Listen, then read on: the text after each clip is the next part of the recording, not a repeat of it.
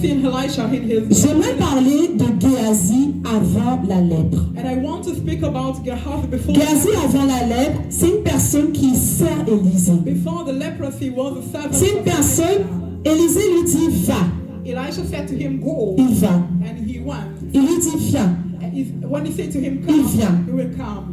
Donc ce sont des fils qui ont la notion de la serviabilité. So they are sons that will serve. Des fils qui sont disponibles Sons that serve, that are. pour servir un père. And they will be able to serve. Géasi était ce genre de fils. Gehazi was a son like that.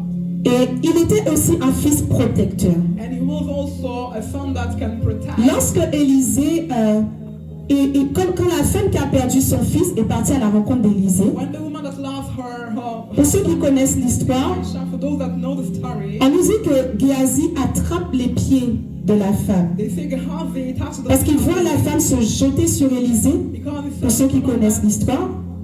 hold Elisha. Donc cette femme avait été une bénédiction pour Élisée. That woman was a blessing for Élisée avait prié pour elle. Elisha prayed for Elle enfante un fils. and she gave Ensuite, l'enfant meurt. and then the son Et cette femme va à la rencontre d'Élisée. and this woman went to see Elisha. Donc imaginez l'attitude dans laquelle elle arrive devant le prophète. Imagine the state, the attitude that Et Géasi are there. était ce fils protecteur qui essaye de retenir cette The femme. one protected his father and he tried to Géasi était une personne qui a vu aussi Élisée opérer des miracles. he is also the one that saw Elisha. Il a marché aux côtés du prophète. Walked with him, the prophet. Il savait comment Dieu l'utilisait. And he knew the way the Lord operated with him. Géasi était aussi un fils He was also a qui son bénéficiait des privilèges du Père. that was beneficial of the privilege of the Car father. lorsque tu es positionné à côté d'un Père, Because when you are positioned, quand tu entres dans une maison when you enter, et qu'on bénit le Père, they bless the father. c'est ta bénédiction à toi aussi. Also your blessing. Lorsque la femme loge Élisée chez elle, When the woman received Elisha, Géasi aussi est dans la chambre. Gehazi also was in. Lorsqu'elle nourrit le prophète, When she feed, Géasi aussi est nourri. Gehazi also he feed. Donc si on s'arrête à là, on pourrait se dire que Géasi est un fils fidèle. And if I stop here, we can say that Gehazi Géasi est un fils exemplaire. It's an example.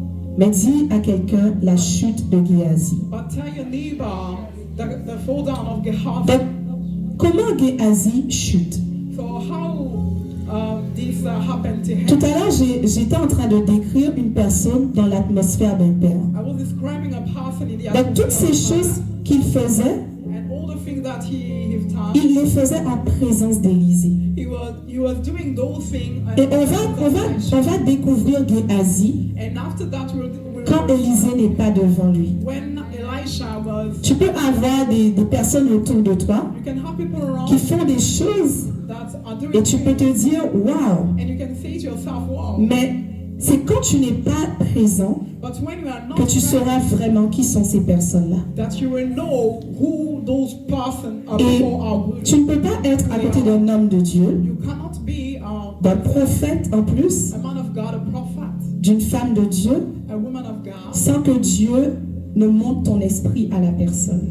and know that the Lord will show your spirit to that person. Et voilà le test qui arrive dans la vie de Géasi. And this is the test that we can see Donc, the life of Gehazi. Élisée opère un miracle. Elisha operating a miracle. Naaman veut bénir Élisée. And Naaman wanted to. Élisée refuse. Elisha refused. Il dit non.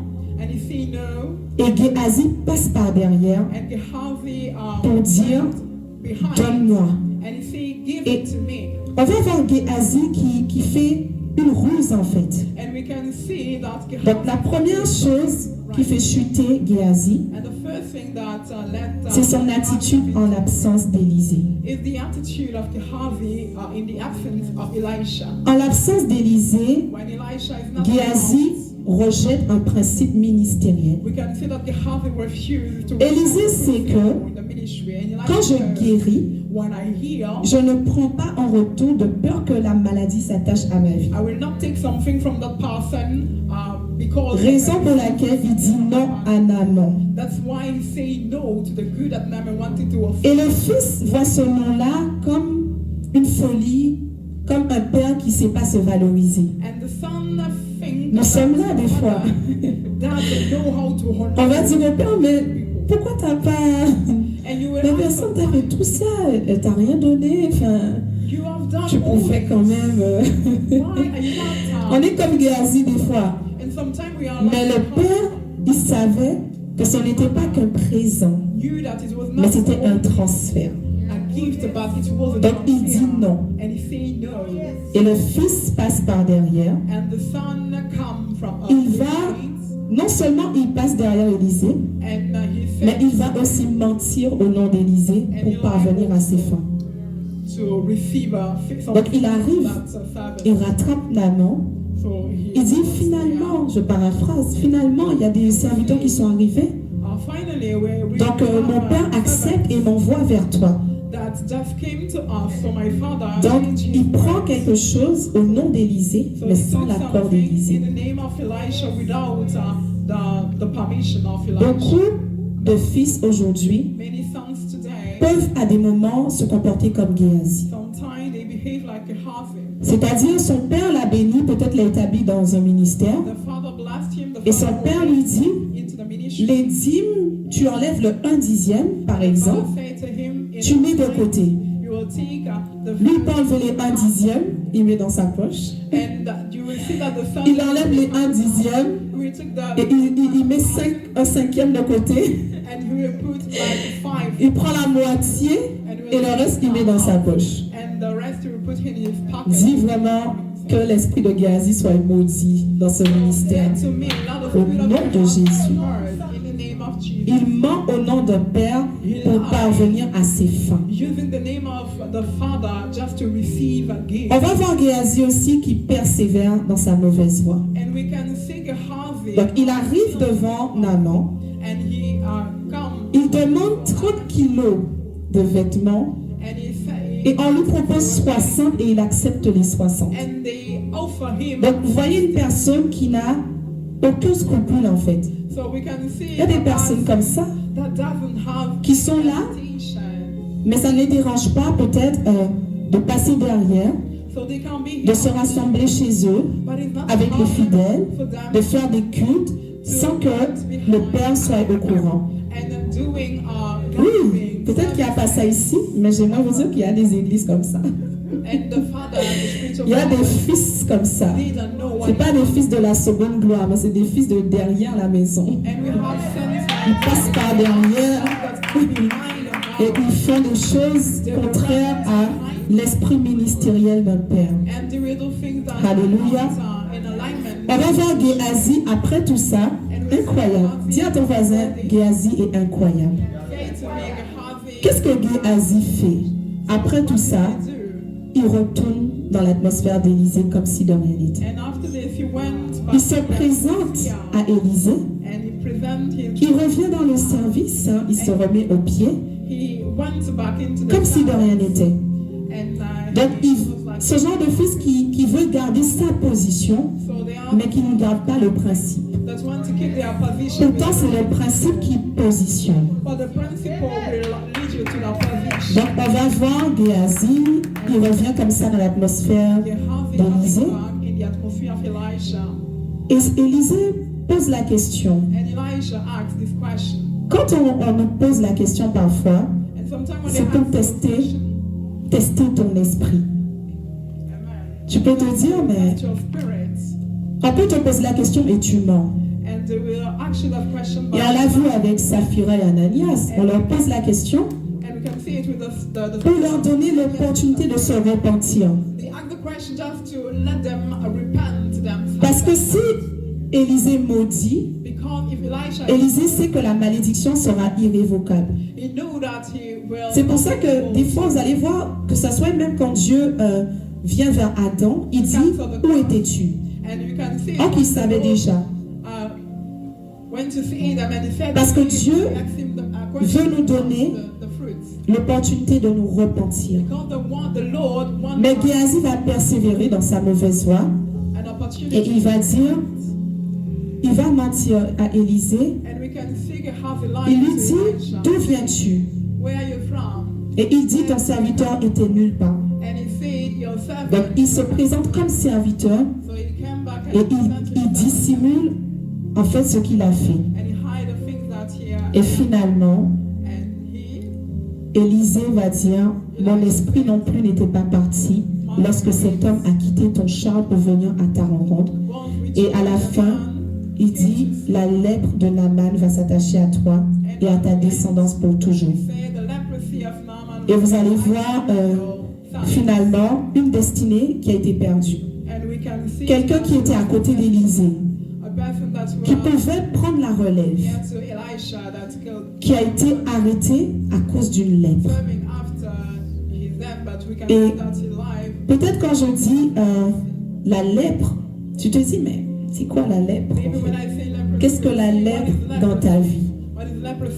On a dit, c'est le fait de ne pas respecter un principe ministériel.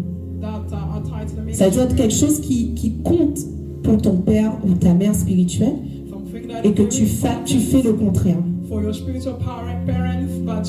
La lèpre peut être aussi la déloyauté. Ça peut être aussi la dissimulation, la trahison, le fait de contourner, comme je disais, une instruction de la paternité. Et quelqu'un qui a la lèpre, j'aimerais dire que ça ne se manifeste pas tout de suite. Avant, quand on regarde en fait le processus de cette maladie, on va voir qu'il y a une période d'incubation de 5 ans. Et après les 5 ans, c'est-à-dire la personne peut avoir la lèpre, mais ça peut se manifester 20 ans plus tard. Et beaucoup sont porteurs de la lèpre. Ils marchent avec la lèpre. Elle est en train de grandir, de se consolider, et après elle sera visible. Donc quand tu vas dans un ministère, quand on voit des personnes qui commencent déjà à être déloyales, qui commencent déjà à faire des choses en cachette, c'est le début de la lèpre. Et on doit faire attention personnellement à ne pas développer ce symptôme-là. Quand tu sens que tu commences à avoir des propos de déloyauté, il faut comprendre que c'est un début de la lèpre. Et que par la suite, tu vas passer à une action qui va te disgracier. Donc, un fils qui est à côté d'Élisée, c'est un fils qui doit veiller à ses connexions. On dit que Naaman, alors Géasi s'est connecté à Naaman et il a reçu la lèpre. Tu dois veiller sur tes connexions. Tu dois faire attention aux enseignements et aux conseils que tu écoutes. Parce que la lèpre est transmissible. Alléluia. Des fois, les gens ne réalisent pas en fait la portée spirituelle de cette façon d'agir. Et on va voir que Géasi est vraiment passé à côté de quelque chose. Élisée lui-même était un fils qui avait été à côté d'un père. Et la condition de son père pour qu'il reçoive le manteau, c'était qu'il soit loyal, qu'il soit fidèle. Donc quand Élisée reçoit le manteau, pour transmettre, il faut aussi qu'il retrouve les codes qu'il y a eu à Élie afin de pouvoir déposer sur la personne. Alléluia. Élisée a préféré mourir avec le manteau. Pourquoi? Parce qu'il savait que c'était l'honneur du sacrifice de son père. Élisée savait que Élie avait payé un prix. Élie a été poursuivi par Jézabel. Élie a connu la souffrance. Donc il ne pouvait pas prendre tout ce que Élie lui a donné et déposer sur Géasi. Certains, c'est vrai qu'ils disent que Géasi n'avait pas, que Élisée n'était pas comme Élie. Moi, je pense que Élisée était comme Élie. C'est pour ça qu'il ne pouvait pas déposer comme ça le manteau qu'il a reçu. Il a préféré en porter dans le tombeau. Et la Bible dit que même les os d'Élisée continuaient à guérir les gens. Pourquoi je dis ça? Parfois tu es là à côté d'un père et tu penses, tu te dis en toi-même, parce que on dit Géasi se dit en lui-même. Des fois tu te dis en toi-même, ça fait longtemps que je marche avec cette personne. J'ai fait tellement de choses, on a vécu beaucoup de choses, donc forcément, ça sera moi. Le manteau d'Élisée qui était sur, le manteau d'Élie plutôt, qui était sur Élisée, est tombé sur Jean-Baptiste. Donc le manteau a attendu des générations et des générations pour pouvoir localiser celui qui a l'esprit d'Élie. Et ce que j'aime, c'est qu'on dit, on parle toujours de l'esprit d'Élie. Le manteau est déposé sur Élisée, mais l'esprit reste à Élie. Alléluia. Quand tu es dans l'atmosphère d'un père, il y a des choses que le père ne verra pas forcément, mais que Dieu va le révéler. Et des fois, on peut penser que Dieu n'est pas loyal. Pour parler de loyauté, partons à la racine. Dieu est loyal à ton père, et de cette loyauté, il est loyal à ta personne. Donc, quand tu sors de l'atmosphère, en fait, tu rejettes ta paternité et Dieu ne peut pas t'accompagner en ce sens-là. Donc, à ce moment-là, quand Géasi revient, il se replace sous Élisée, mais pour Dieu, il n'est plus sous Élisée. Et c'est pour cela que l'esprit d'Élisée va voir qui est Géasi, et Géasi quitte son atmosphère. Ça, c'est une première face. On va essayer de voir les autres faces. Alléluia. Est-ce que tu peux déjà te tenir debout et refuser sur ta vie tout esprit de Géasi qui amène à se corrompre dans la paternité, qui amène, quand Dieu veut élever, à rentrer, à contourner l'instruction des pères pour commencer à s'attacher à des instructions qui sont contraires. Refuse sur ta vie qu'au travers de toi, que la lèpre puisse être ramenée dans l'atmosphère. Refuse que ta vie soit un instrument qui va permettre que l'ennemi puisse infiltrer l'atmosphère d'un père, de peur que tu ne sois chassé. Alléluia. Donc Géasi a été disqualifié par manque de loyauté et de fidélité. La conséquence, il n'a pas pu hériter. Il a payé un prix, il a semé, il a servi, mais à la fin, il a été retranché. Donc il y a une perte de récompense également. Alléluia. Nous allons voir une deuxième face et je vais simplement vous donner les références que vous pourrez lire après. Donc on va voir David dans 2 Samuel. 2 Samuel, chapitre 12.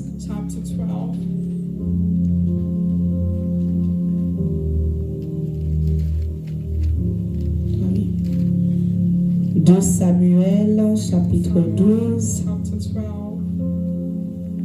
On va pas lire forcément tous les versets, mais j'espère vraiment que chacun prendra le temps de lire par la suite. Je vais lire rapidement. Amen. Je lis au nom de Jésus. L'Éternel envoya Nathan vers David. Il vint donc le trouver et lui dit: il y avait dans une ville 2 hommes, l'un riche et l'autre pauvre. Le riche avait des brebis et des bœufs en très grand nombre. Le pauvre n'avait rien du tout, sauf une petite brebis qu'il avait achetée. Il la nourrissait et elle grandissait chez lui avec ses enfants. Elle mangeait de son pain, buvait dans sa coupe et dormait contre lui. Il la considérait comme sa fille. Un voyageur est arrivé chez l'homme riche, mais le riche n'a pas voulu toucher à ses brebis ou à ses bœufs pour préparer un repas au voyageur venu chez lui.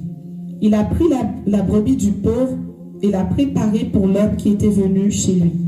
La colère de David s'enflamma violemment contre cet homme et il dit à Nathan, « L'Éternel est vivant, l'homme qui a fait cela mérite la mort. En outre, il remplacera la brebis par 4 autres, puisqu'il a commis cet acte et s'est montré sans pitié. » Nathan déclara alors à David, « C'est toi qui es cet homme. Voici ce que dit l'Éternel, le Dieu d'Israël. Je t'ai désigné par onction comme roi sur Israël et je t'ai délivré de Saoul. Je t'ai donné la famille de ton maître, j'ai mis ses femmes contre ta poitrine et je t'ai donné la communauté d'Israël et de Juda. Si cela avait été trop peu, j'y aurais encore ajouté. Pourquoi donc as-tu méprisé la parole de l'Éternel en faisant ce qui est mal à mes yeux? Tu as tué par l'épée Uri le Hittite, tu as pris sa femme pour faire d'elle ta femme, et lui, tu l'as tué sous les coups d'épée des Ammonites. Désormais, puisque tu m'as méprisé et que tu as pris la femme d'Uri, le Hittite pour faire d'elle ta femme, l'épée ne s'éloignera plus de ton foyer. Voici ce que dit l'Éternel. Je vais faire sortir de ta propre famille le malheur contre toi, et je vais prendre sous tes yeux tes propres femmes pour les donner à un autre qui couchera au grand jour avec elles. En effet, tu as agi en secret, mais moi, c'est en présence de tout Israël et en plein jour que je ferai cela. Donc à la suite, vous verrez, David reconnaît son péché, il se repent devant Dieu. Et c'est là qu'il écrit le psaume 51. Mais on va voir que tout de même, David va vivre la conséquence de son péché. Donc pour ceux qui connaissent l'histoire, David était dans un temps de son règne. Il était positionné par Dieu sur Israël. Alléluia. Donc David était roi. Et dans sa royauté, il s'est permis de toucher à l'interdit. Donc une autre phase de l'élévation, j'aimerais parler de la tentation. La tentation au temps du règne. Parfois, nous prions pour accéder à des choses avec Dieu. Nous prions beaucoup pour obtenir, mais peu pour garder. Et quelqu'un que Dieu élève, qui est stable dans son règne, c'est quelqu'un qui doit davantage prier. Et le règne peut représenter beaucoup de choses dans ta vie. Ça peut représenter ton mariage, ton ministère, tes projets, ce que tu as pris le temps de bâtir avec Dieu et que Dieu a par la suite stabilisé. Donc David, dans ce moment de gloire, il va commencer à baisser la garde. Il se laisse aller dans une tentation d'adultère. Pendant que ses soldats sont en train de combattre, il voit la femme d'un de ses soldats, Uri, et il convoite cette femme. Et ensuite, il demande qu'on puisse l'amener à lui. Donc David va passer à l'acte avec cette femme. Et ensuite, il va la renvoyer chez elle. Et cette femme-là va tomber enceinte. Maintenant que David apprend la grossesse, il va dans un premier temps, il va essayer de camoufler, de cacher son péché. Donc en incitant Uri à rentrer chez lui. Et en se disant, donc certainement, s'il rentre chez lui, il va avoir des relations avec sa femme. Et l'enfant, il pensera que c'est le sien. Vous voyez un peu? Avant d'aller plus loin, je suis en train de parler de David, d'un homme intime à Dieu, d'un adorateur, quelqu'un qui aime Dieu, quelqu'un qui s'est attaché à Dieu avec son cœur et qui a servi Dieu.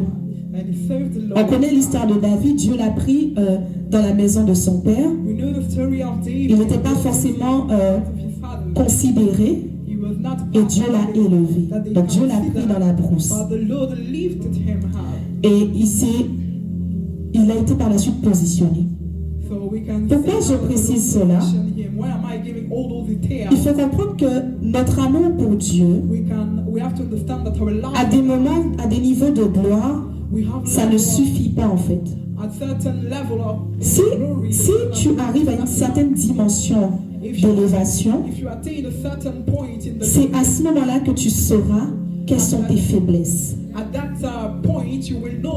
Et David était en train de voir sa faiblesse. Il n'avait pas un problème de femme parce qu'il avait des concubines, il avait des femmes, mais il a voulu la femme d'autrui. Donc on parle de convoitise. On parle de la convoitise. Amen. Le message que j'aimerais faire passer d'abord à une personne aujourd'hui, si on entend ce message maintenant, c'est pour qu'on ne monte pas en haut de l'échelle avec les choses qu'on a aujourd'hui. L'histoire de David est pour nous un modèle pour nous enseigner ce qu'on doit travailler avant d'être élevé. Quelles sont ces choses-là avec lesquelles tu te bats aujourd'hui? Je prends un exemple qui nous parle souvent. Excusez-moi parce qu'il y a des plus jeunes.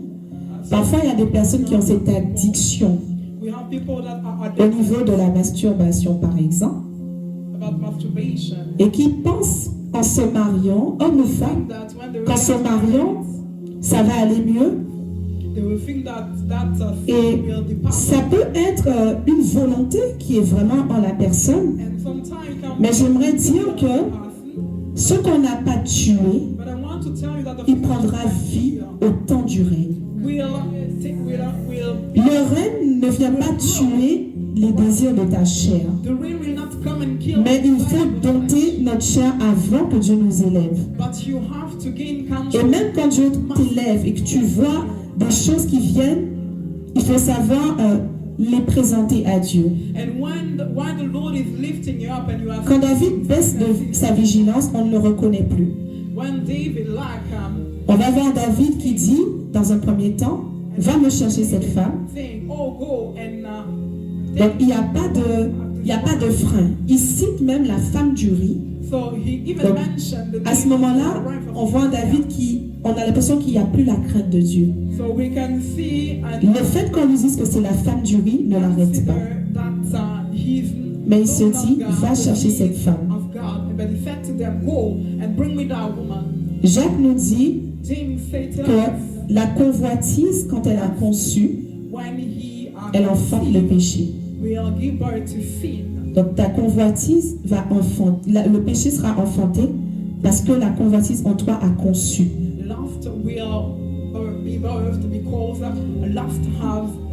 David arrive à un stade où il a fallu qu'il soit interpellé par un prophète. On doit faire attention quand Dieu commence à nous interpeller. Quand Dieu élève une personne, il place aussi dans ton atmosphère des éléments pour te garder. Donc, quand Dieu commence à te montrer des songes, il commence à t'interpeller sur une attitude. Ce sont des choses qu'on doit apprendre à considérer. À l'époque, il s'appuyait beaucoup parce qu'on était au temps de la loi Donc il s'appuyait beaucoup sur les œuvres. And at that time we are under the law and Comment se purifier? and they will find a way to. Prenons l'exemple de Bathsheba. We can take Elle eut des rapports avec David. She slept with David. Elle se purifie et elle rentre chez elle. She purified herself. La purification, ce n'est pas la repentance. Purification is not, Tu es dans ton temps de règne. you are in your Tu pêches et tu demandes pardon et tu recommences. you sin, Tu es en train de te purifier. Mais Dieu t'appelle à la repentance. you are purifying yourself, but the Lord wants you to Se purifier, c'est enlever la souillure peut-être de ton corps. is to take off the Mais te repentir, c'est enlever la souillure de ton esprit but when you et être renouvelé. is when you take out Donc la repentance ouvre la porte à la transformation. repentance leads Beaucoup de personnes, transformation. dans leur temps de gloire, ils oublient en fait d'où Dieu les a sortis In the season of glory, et ils commencent à abuser de leur autorité, de leur pouvoir. the authority, the power. Ils font des choses en fait qui ne glorifient pas Dieu. Et parfois nous ne savons pas comment Dieu interpelle ces personnes-là. And sometimes we don't know. Mais nous sommes interpellés souvent par la chute en fait dans la vie de ces But personnes. we will see the fall down of those people, and it's Dieu dans sa miséricorde, and God in His il mind nous interpelle toujours. will always warn us. Mais quelle est notre relation avec Dieu au temps du règne? But what are our Est-ce que tu relationships with écoutes encore God Dieu au stade où tu es? in the season of Est-ce que quand Dieu commence à faire des choses dans ta vie, when the Lord is doing things in your ou life, bien quand tu es dans une bonne saison, when you are in a tu good ne season, cherches plus la volonté de Dieu, you are not tu ne looking cherches plus la face de Dieu. for the will of God, nor the face of the Lord. Parce que ces choses-là vont nous rattraper plus tard. And the David a été we'll see rattrapé. them later, and we can see it in the life of David. Ce n'est pas parce qu'il est devenu roi Because he was qu'il n'y aura pas une autorité au-dessus that there pour will, le recadrer en there fait. will be no authority over him to correct him. On va voir que Dieu We can see that God envoie une personne qui saura approcher aussi David. sent Amen. someone that will Donc know how quelqu'un to speak to David. Qui lui parle de la part de Dieu The person sans spoke to toucher aussi au titre, à la position que Dieu lui a donnée. and without touching the title, the position that he has. Car j'aimerais aussi ajouter, And I want to add this. David est serviteur de Dieu. David, the servant of the Lord. Donc c'est Dieu aussi qui sait à quel moment et comment il parle à son roi. And Amen. the Lord know the time and when to Donc si tu vois dans ton atmosphère, peut-être toi qui m'écoutes en ligne, and maybe you that are listening, tu vois une personne que Dieu a positionnée devant toi you see someone the Lord et qui fait des choses que tu trouves pas normales. that are doing things that are not. Tu ne sais pas quelle est la faiblesse de cette personne. You don't know the weaknesses of Dieu ne nous appelle pas à être dans la condamnation et le jugement, mais dans l'interpellation. the Lord doesn't want us to condemn the Et people, Dieu donne aussi la sagesse but pour He parler wants us to speak with wisdom à ces personnes qu'il a établies. to those Amen. people that He established. Nous allons voir une autre face, We want to see another la thing. troisième face The third one, de l'élévation. Et là, nous sommes dans la vie d'Esther. and we are in the life Amen. of Esther. Esther. Dis à ton voisin, à ta voisine, Esther a été couronnée reine. Tell your neighbor, Esther Dis-lui, tu sais pas qu'Esther a été couronnée was reine. king. Tell him. Mais demande-lui, est-ce que tu sais comment elle est devenue reine? Queen. But do you know Alléluia. when she became queen? Donc Esther accède au trône. Donc vous pourrez lire par la suite Esther chapitre 2 et chapitre 3. You can read us chapter 2 and 3. Donc dans l'élévation, on va voir encore The lifting up, we un autre aspect. Amen. another aspect of that. Donc Esther accède au trône. So Esther became Elle devient reine. Alléluia. queen. Mais avant toute chose, elle a commencé dans la maison de Mardoché. But before that, she started in the house Donc of Mardoché Mordecai est un père pour Esther à la mort de ses parents. is a father for Il la Esther. prépare, il l'équipe He prepared et par her. la suite, He equipped her. quand son temps arrive, le temps de Dieu, And when the right time elle est of the Lord, prise dans l'atmosphère de Mardoché they took her into et from the on la atmosphere positionne dans le palais. and And they position her in the palace. Donc on va voir Esther qui passe par un processus pour accéder au trône dans le palais. We can see Esther went to process before Et Mardochée pendant ce temps-là, il est à la porte du palais. And Mordecai at that time he was at the door, the Maintenant, ce que je voudrais toucher au travers de ce passage, je vais parler des combats qui se lèvent au temps du règne. On a vu la déloyauté, voilà, on a vu la tentation, et là j'aimerais parler des combats, les réclamations au temps du règne. Esther est sur son trône, elle est dans son foyer et ça touchera aussi à la vie maritale de plusieurs. Et on va voir qu'à un moment donné, il y a un trouble au palais. Pendant qu'Esther est en train de régner, elle est couronnée. À l'extérieur du palais, les Juifs sont en train de se déchirer leurs vêtements et son peuple est en train de pleurer et de jeûner devant Dieu. Pourquoi? Parce que un décret de mort a été lancé depuis dans le palais. Ma question c'est, Esther est dans le palais, mais elle n'est pas consciente de ce qui se passe au moment de son couronnement. Parfois, tu peux être béni par Dieu, tu peux accéder à ton mariage, et ça me parle beaucoup, cet aspect-là. Tu peux accéder à ton ministère, et tu ne comprends pas l'importance de Mardochée dans ta vie. Mardochée n'est pas juste là pour remplacer ta paternité biologique. Mardochée est aussi en propulsion de ta destinée. Mardochée est quelqu'un qui va au temps de Dieu te réveiller sur ton appel. Et si Esther était entrée dans le palais, elle s'attache à son alliance maritale et qu'elle rejetait l'alliance patriarcale, quand le combat allait se lever dans sa vie, elle n'allait pas savoir comment triompher.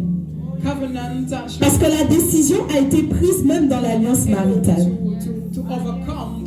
Tu peux être dans ton foyer et il y a des lois qui te réclament dans le sang. Ton mari ou ta femme peut être une porte même qui combat ta vie. Et c'est là que tu as besoin d'un Mardochée, d'un père, pour t'aider à te lever et avoir la victoire. Le problème aujourd'hui, c'est que Esther entre dans le palais et elle oublie Mardochée à la porte du palais.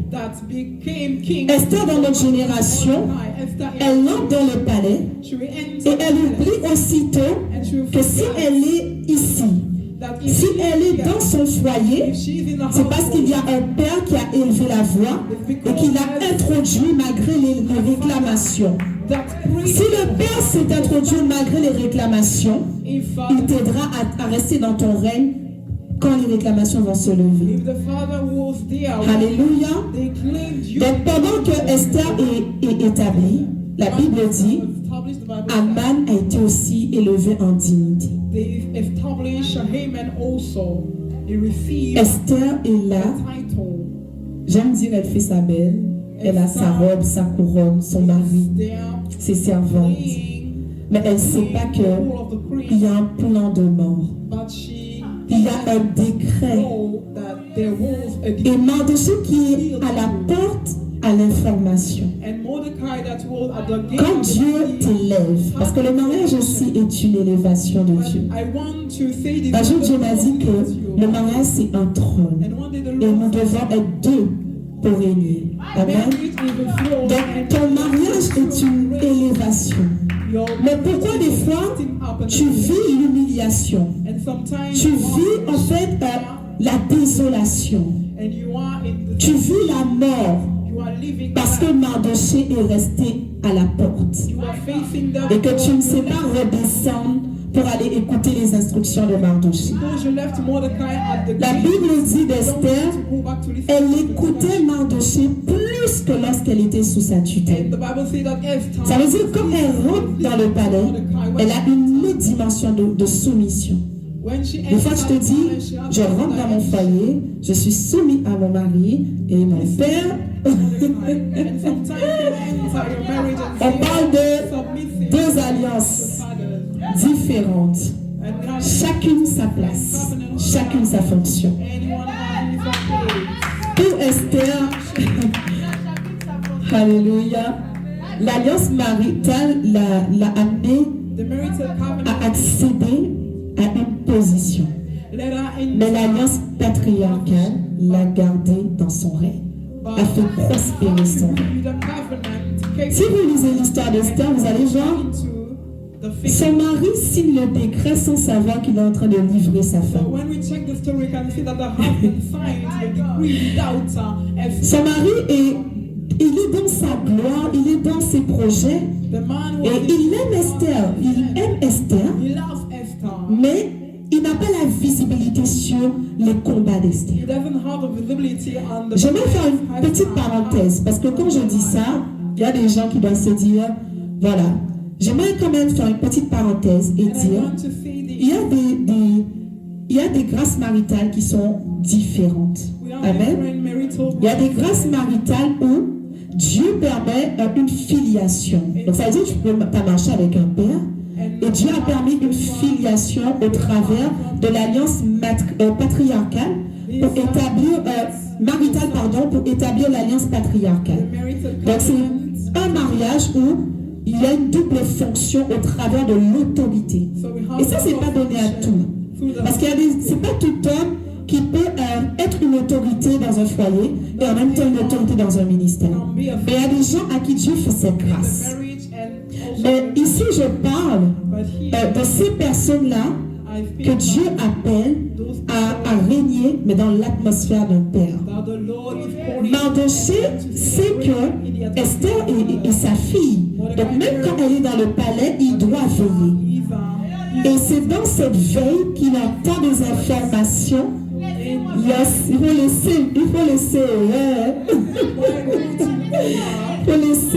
laisser la maman veiller. Alléluia. On a vraiment besoin que tu veilles. Amen. Donc Mardoché entend, il y a une conspiration.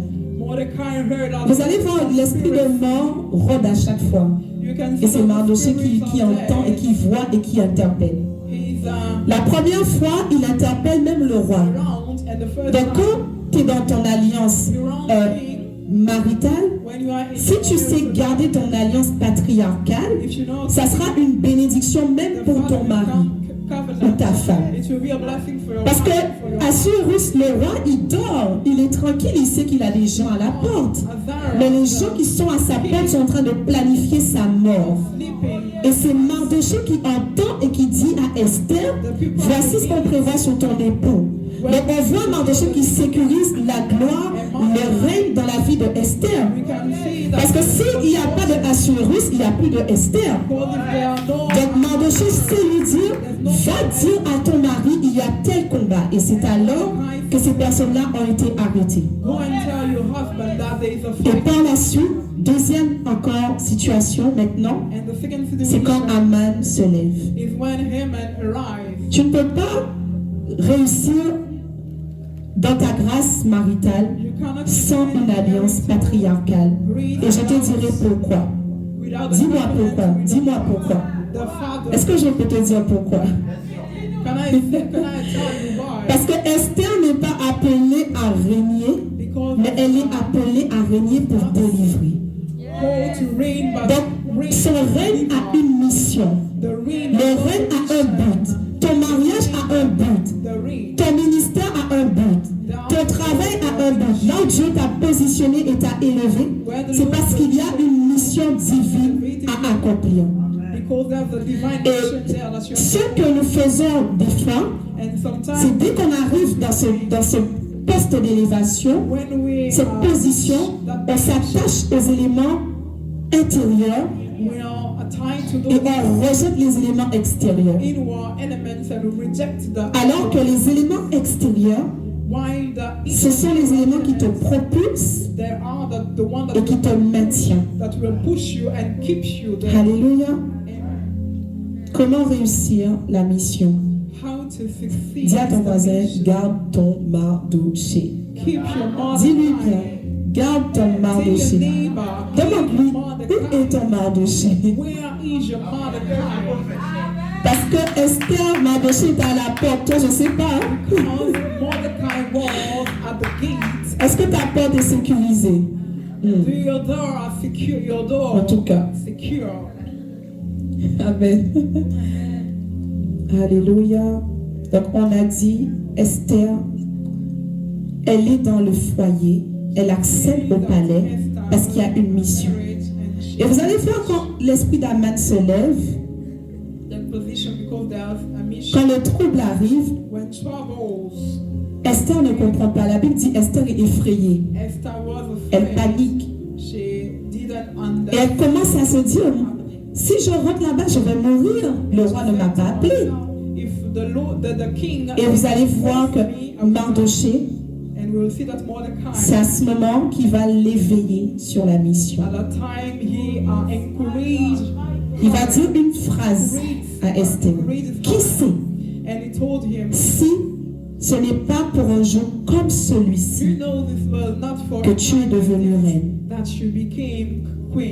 Donc l'alliance maritale cherchait une reine, une femme qui est soumise, parce que Vashti avait troublé le royaume.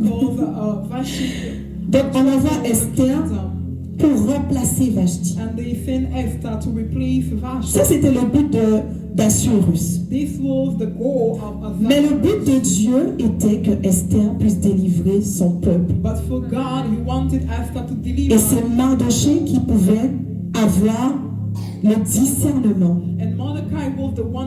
Et dès que Esther part avec cette parole, elle entre dans sa destinée.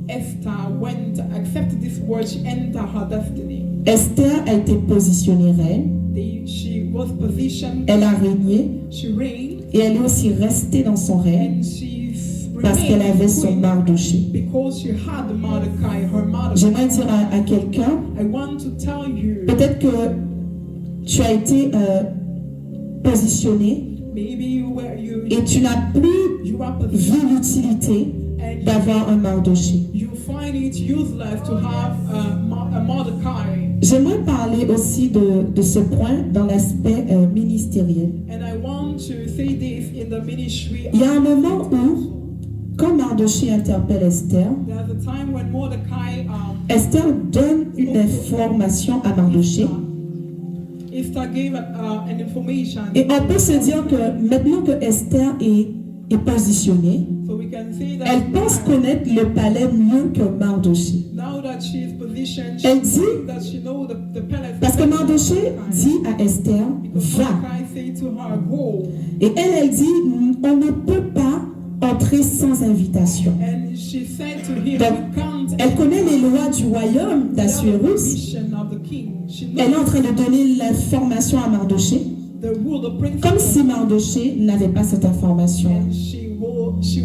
C'est l'image, quand je lisais ça, ça m'a fait penser à l'image de certains ministres, de fils qui sont ministres, et une fois que leur ministère fleurit, une fois qu'ils connaissent une gloire, ou peut-être qu'ils ont une foule de personnes qui ne voient peut-être pas chez leur père, ils commencent à se dire, ils pensent qu'ils connaissent le palais mieux que Mardoché.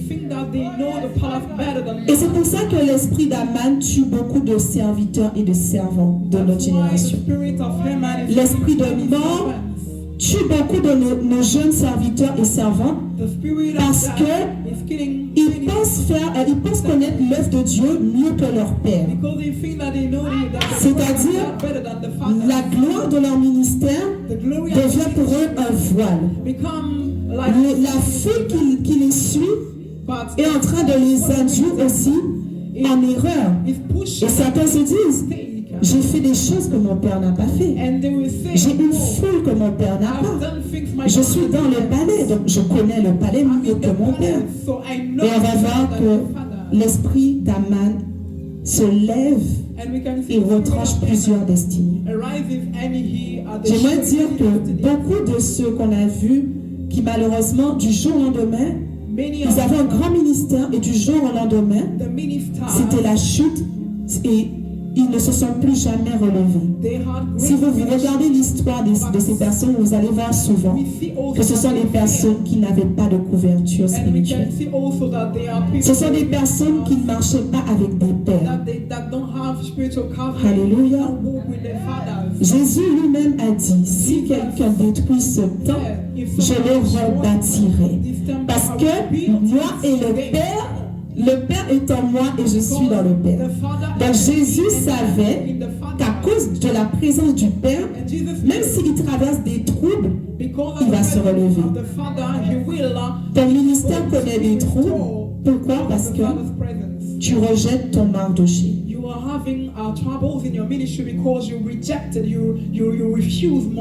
Mardoché, c'est celui que Dieu choisit. Alléluia. Tu peux dire, je m'attache à telle personne. Mais Mardoché, dans Mardoché, c'est une connexion divine en fait. Il y a des gens qui ont des connexions, mais il y en a d'autres qui sont divines. Donc connexion humaine et connexion divine. Alléluia. Amen. Est-ce qu'on peut acclamer pour cette partie? On va voir 12 autres. Je prends encore de votre temps. Alléluia. Est-ce que tu peux déjà te lever et commencer à prophétiser sur ta vie que l'esprit d'Aman ne va pas noter la vie. Prophétise sur ta vie que tu ne laisseras pas ta position t'enlever de ta paternité. Commence à déclarer sur ta vie que tu vas non seulement accéder, mais tu vas rester aussi sur le trône.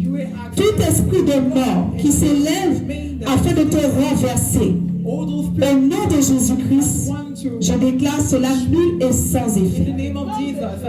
À cause de ton alliance avec Dieu, avec tes pères, je déclare au nom de Jésus l'excellence et la réussite dans le nom puissant de Jésus. Amen. Quatrième face que nous allons voir dans l'élévation, c'est au travers de la vie de Joseph. Est-ce que quelqu'un se rappelle du premier? On a vu qui? Premier personnage, Géasi. Ensuite, yes, Amen. Yes. Et là, nous sommes dans la vie de Joseph. Amen. Donc pour ceux qui voudront lire par la suite, vous pourrez lire Genèse 37. Donc au travers de la vie de Joseph, j'aimerais parler du cœur. Tu peux dire mon cœur porte de l'élévation. Donc dans le cas de Joseph, on va voir une personne à qui Dieu a promis de l'élever. Il va avoir un rêve où Dieu lui dit qu'il va régner sur ses frères et qu'il va les gouverner.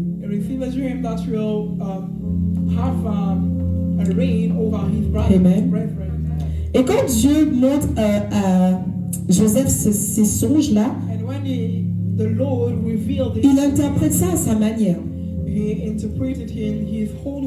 Donc, Joseph, quand il annonce, même ceux qui l'écoutent se disent, donc il va régner sur nous.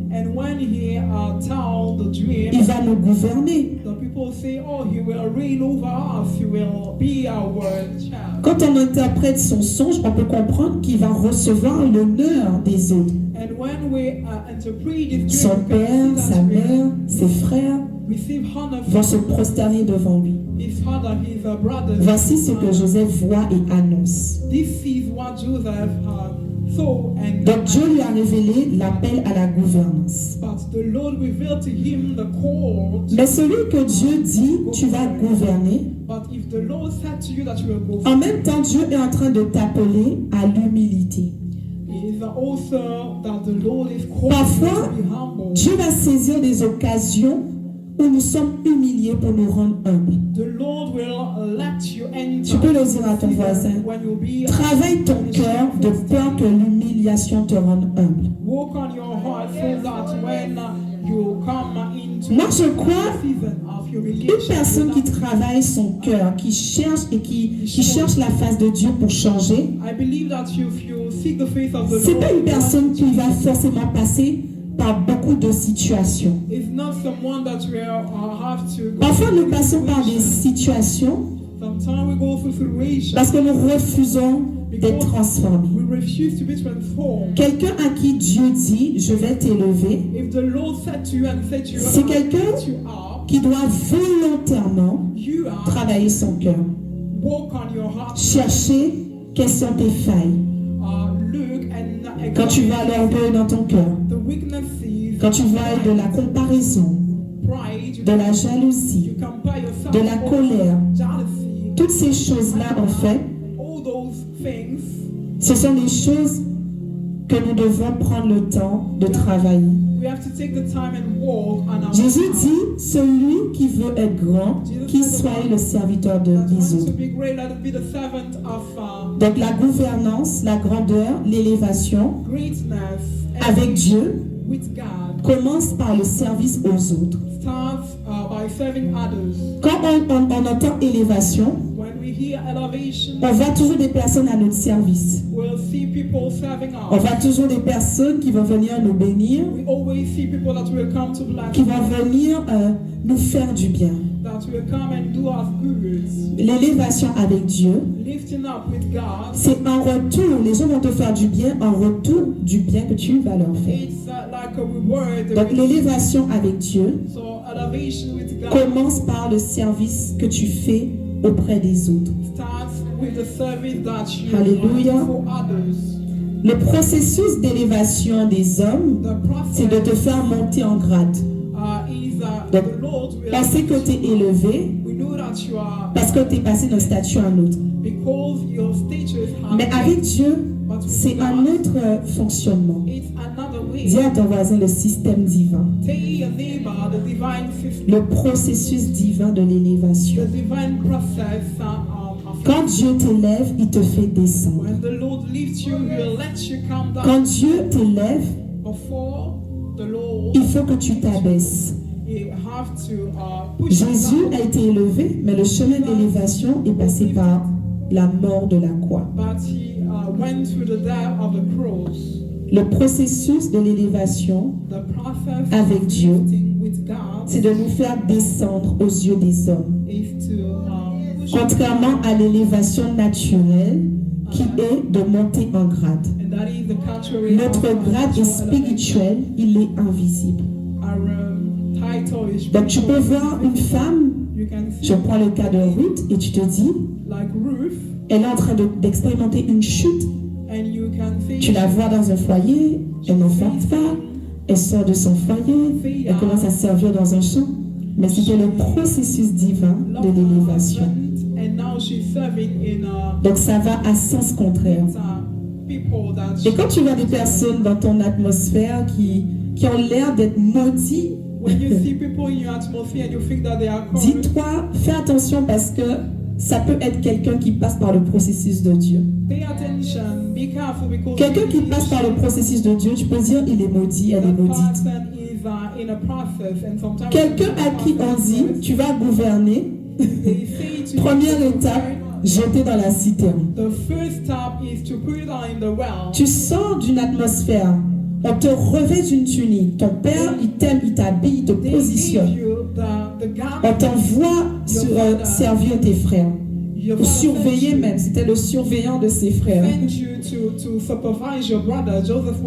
L'élévation de Dieu, ça c'est la position de Papa Jacob. Papa Jacob, lui, voilà, il te fait du bien, il t'habille. Donc ça c'est l'être humain et son amour. Mais Dieu dans son amour et son plan, il va d'abord te dépouiller de ton habit de couleur. Donc, première des choses, on dépouille, on enlève en fait l'habit de couleur que Joseph est en train de porter.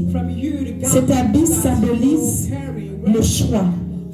Celui qui est aimé, celui qui est choisi, celui qui va régner, celui qui va gouverner. Et c'est ce que Dieu enlève, premièrement. On enlève ton habit et que toi-même tu te demandes, mais tu es qui finalement? Tu peux te dire même, le songe là, je ne sais pas. Tu peux douter même du songe. Donc on enlève son habit, on le jette dans la citerne. On le prend encore. Vraiment, la vie de Joseph, c'est quelque chose. Peut-être tu sors de la citerne. C'est comme quelqu'un qui dit, ah, là Dieu va me faire grâce. Tu dis là, je crois que je vais souffler un peu là. J'ai été dans la citerne sans eau. C'est bon, j'ai fait la citerne. Maintenant, Dieu peut m'élever. On le prend encore. On lui dit, attends, la force que tu as là après la citerne, on va te livrer maintenant. Donc maintenant, Joseph, il est rejeté par ses frères.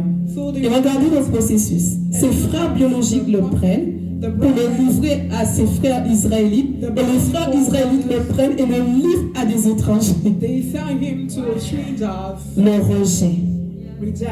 Le rejet aussi fait partie du processus divin de l'élévation. Comment vis-tu ton rejet? Vois-tu ton rejet comme une injustice ou comme quelque chose qui va t'équiper et te propulser? Le rejet a une belle particularité, c'est de travailler en toi le détachement. Comment vis-tu ton rejet? Joseph pouvait passer son temps à dire, on m'a rejeté, ma famille m'a rejeté, mes frères m'ont livré. Je ne pense pas qu'il aurait été équipé. Amen.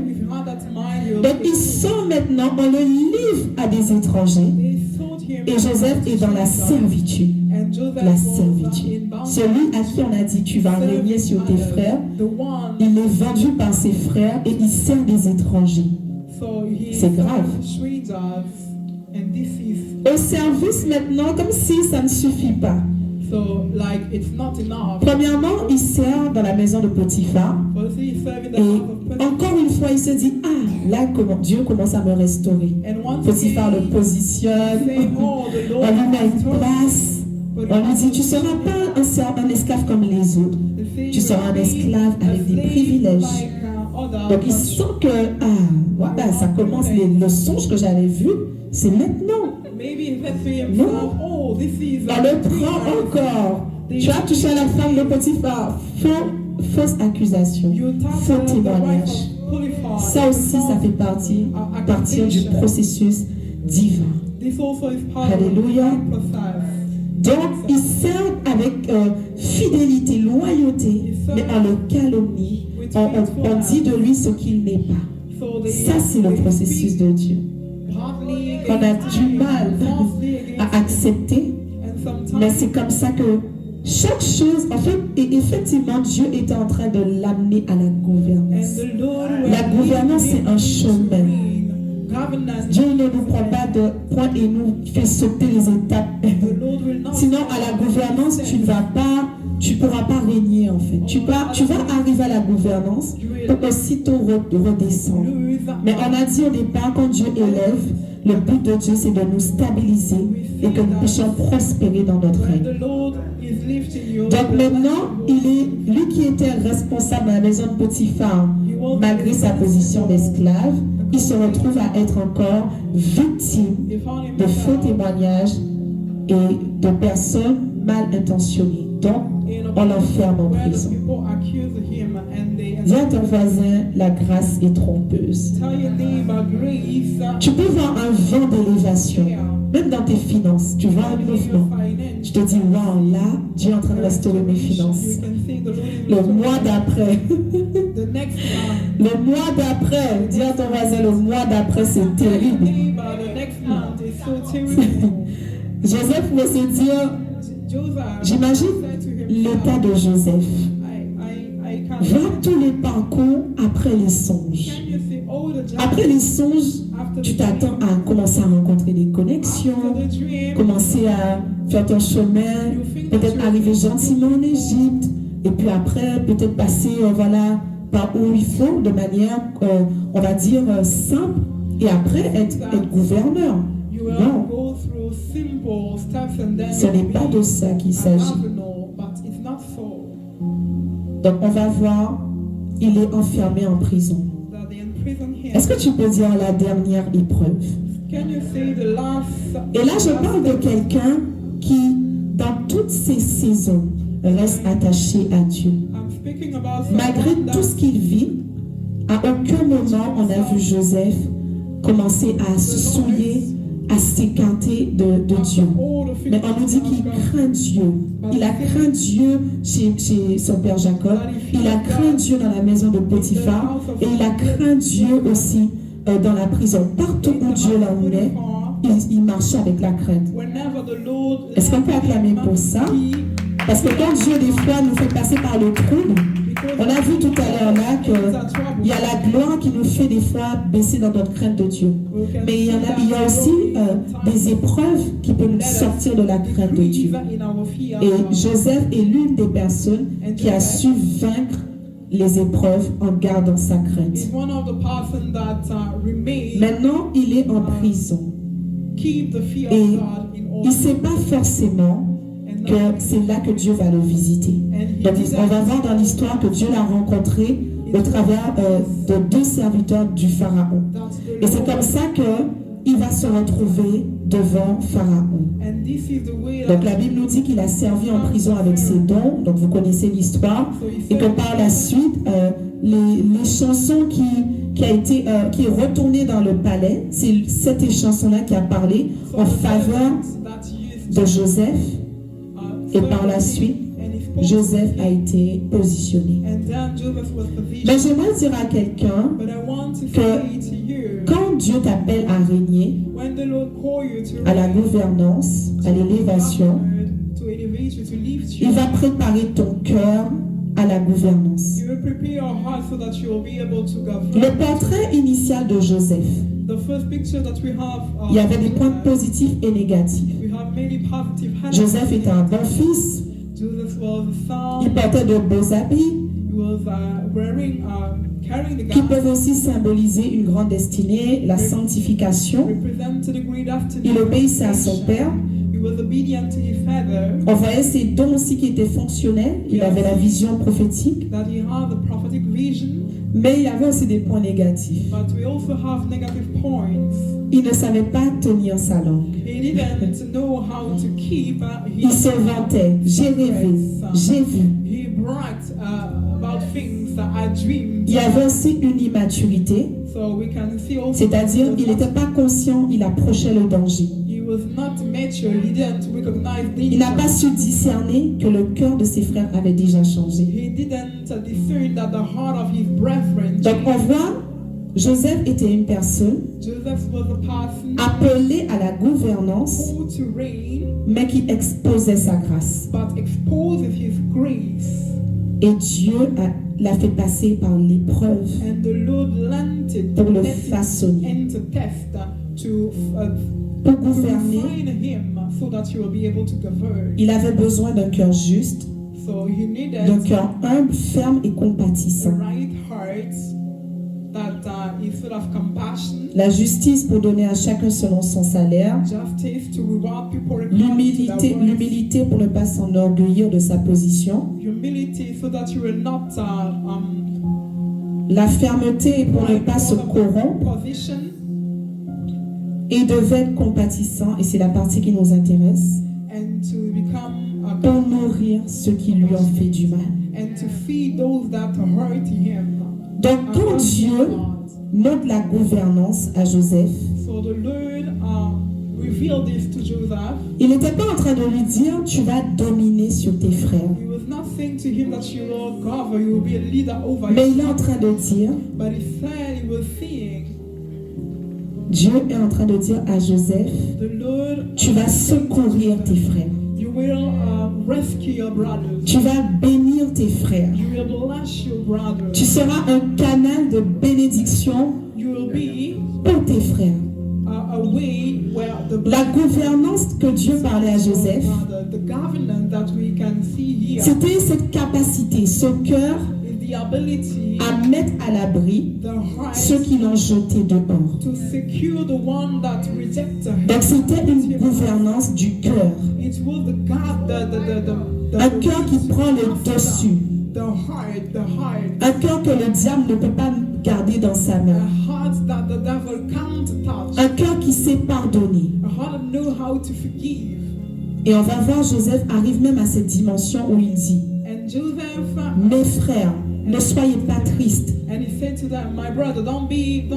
Il leur dit que c'est pour que je sois ici que Dieu s'est servi de vous. Il arrive à cette dimension où son cœur, c'est ce qui va l'emmener à gouverner. Comment il pouvait gouverner sans ce cœur-là? Il avait besoin que Dieu ferait en lui ce caractère pour pouvoir demeurer dans la gouvernance. Parce que Dieu peut te mettre dans une position, mais la position peut fragiliser ta personne. Regardez bien les gens, les rois de ce monde. On va voir même en Angleterre dans leur histoire, certains ont été positionnés, mais la position a détruit leur cœur. La position les a fragilisés et ils sont morts peut-être de certains de souffrance parce qu'ils n'ont pas su porter en fait la gloire de la gouvernance sur leur cœur en fait.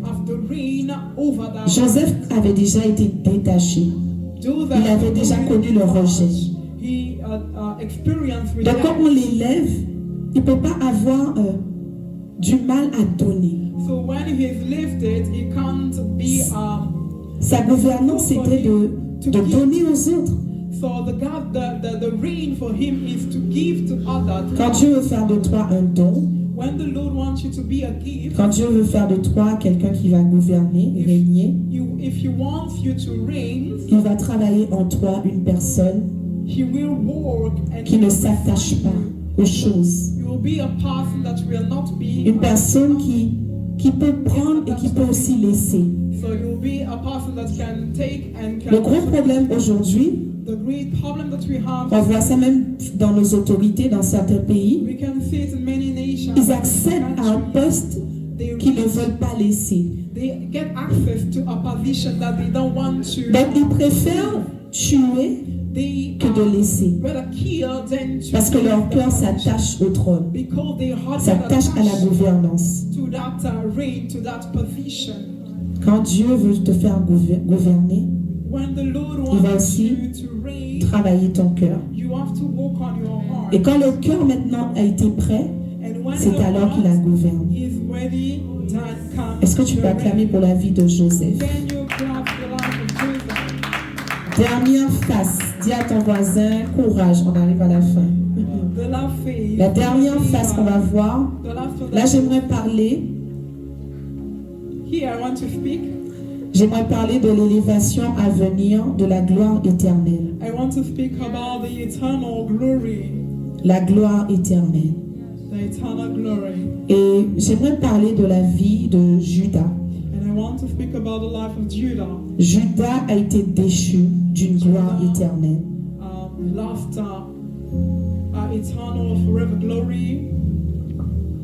Alléluia, d'une gloire éternelle. Donc les Judas, ce sont des personnes qui marchent auprès du Maître. Dans Matthieu 10, on voit que Judas a été aussi appelé par Jésus. Parce que quand on voit la fin de Judas, on pourrait se dire qu'il n'était pas appelé réellement. Mais il a vraiment été appelé. Et au travers de cette histoire, on peut comprendre quand la Bible dit qu'il y a beaucoup d'appelés mais peu d'élus.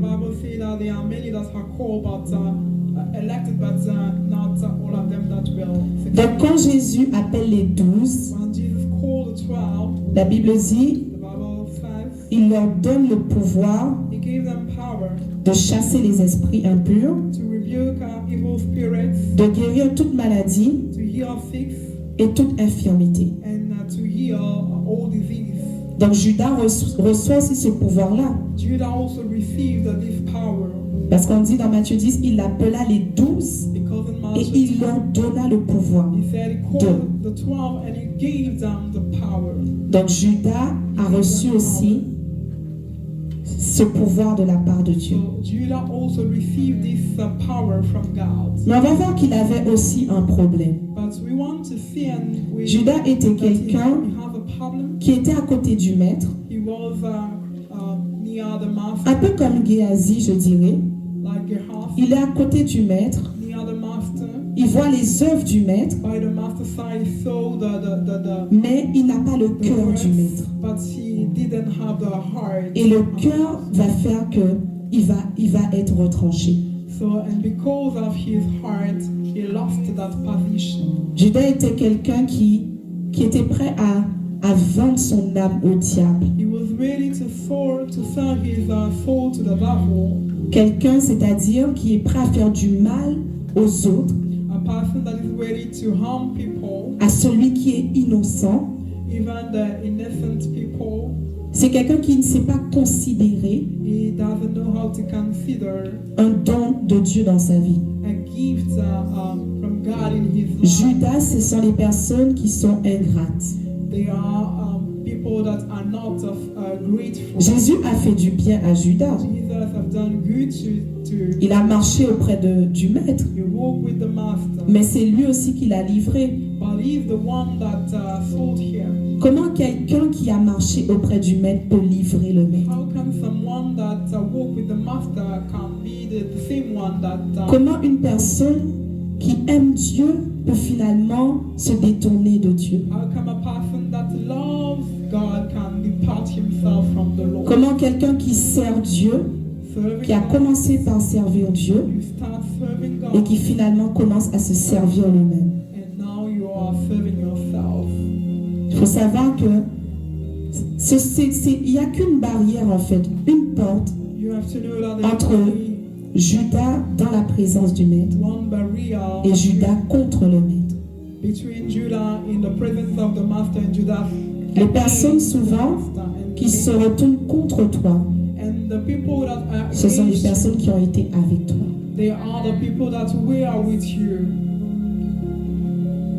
Dans le cas de Judas, son problème c'était la cupidité. Mais quel est ton problème à toi? Peut-être que c'est un mépris, une ingratitude, ou tout simplement un manque de connaissance, peut-être de conscience plutôt, qui amène à ce que les personnes ne considèrent pas les personnes qui sont auprès d'elles.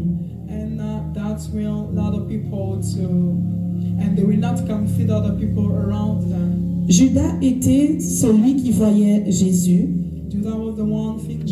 comme celui qui donne. Donc il donne de la nourriture, il donne des dons, il fait des miracles. Mais il n'avait pas compris que c'était quelqu'un à qui on devait aussi se donner.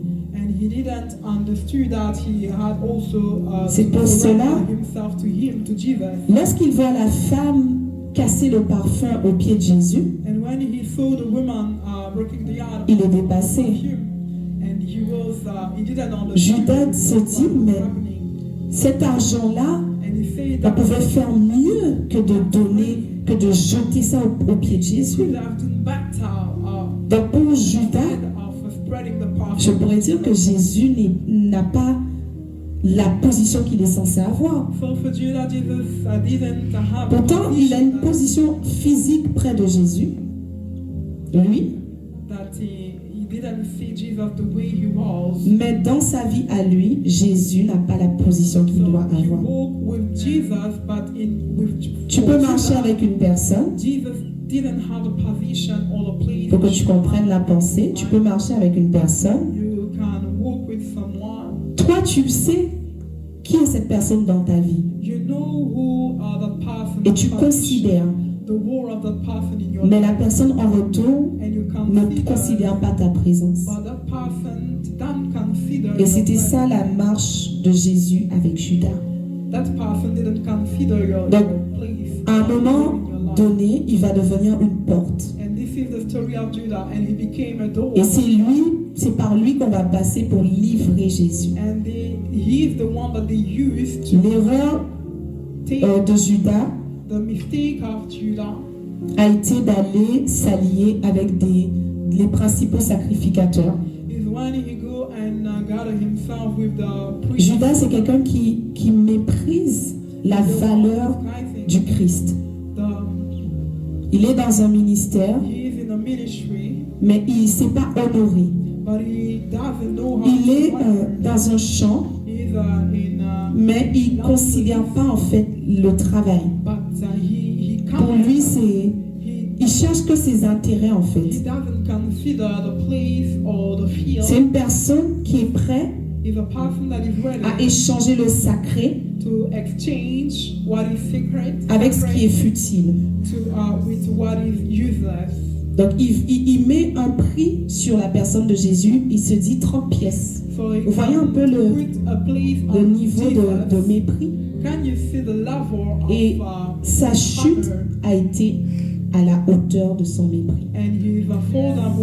Judas est mort d'une façon déjà qui ne glorifiait pas Dieu, parce que les apôtres ont été crucifiés, mais leur mort symbolisait la mort de Jésus. Et la Bible dit que les 12 avaient une récompense. On dit les 12 auront aussi 12 trônes et ils vont juger avec Dieu, avec Jésus. Donc quand on parle des 12, on comptait Judas, on a dit les 12 auront un trône au ciel. Donc on va voir que Judas, il meurt avec ses entrailles ouvertes. Donc quand vous lisez Acte 1, 18, on va lire rapidement. Acte 1, 18. Et on va terminer sur cette partie-là. Acte 1, 18. Je lis au nom de Jésus. Amen. Je vais lire au verset 17 pour mieux comprendre. Mes frères, il fallait que s'accomplisse l'Écriture, ce que le Saint-Esprit avait annoncé d'avance par la bouche de David au sujet de Judas, devenu le guide de ceux qui ont arrêté Jésus. Il était l'un des nôtres et il avait part au même ministère. Cet homme a acheté un champ avec le salaire du crime. Il y est tombé en avant, s'est éventré et toutes ses entrailles sont sorties. Quelle fin pour Judas. Quelqu'un qui avait part au même ministère. Dans la part du ministère, tu vas partager les souffrances, les sacrifices et aussi les récompenses. Donc Judas s'est retrouvé retranché. Et quand on continue, le verset, on dit au verset 20 que sa maison devienne déserte, que personne ne l'habite et qu'un autre prenne sa charge. Donc on voit qu'il y a eu un remplacement.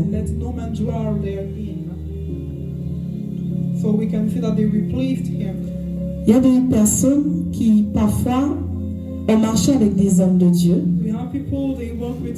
Et ce sont les mêmes qui se sont alliés peut-être à des personnes qui combattent leur ministère, même dans la sorcellerie, l'occultisme, pour donner des secrets, pour qu'on puisse livrer les serviteurs de Dieu.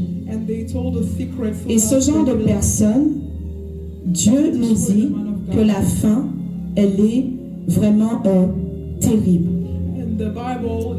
La chute de Judas, moi je pense que c'est la pire des chutes. On a vu Géasi qui a eu la lèpre,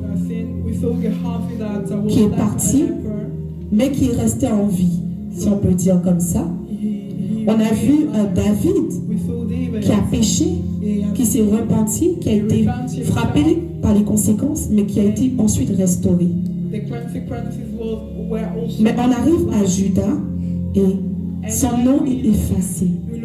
On dit qu'un autre prenne sa charge. Et on ne parle même pas de descendance. Donc ça veut dire que c'est une race qu'on a éteinte. Alléluia. Et ma prière, c'est qu'on ne rencontre pas ce genre de personnes. Ces personnes qui sont prêtes à toucher à des choses, à céder à ce qu'on leur promet pour livrer des secrets, livrer en fait des personnes qui ont été une bénédiction pour elles. Et on va se tenir debout dans le nom de Jésus. Et je vais te laisser élever ta voix pour cette parole. J'aimerais t'entendre vraiment élever ta voix, commencer à bénir Dieu. Merci à tous ceux qui nous ont suivis en ligne. Que le Seigneur vous bénisse. Tu vas élever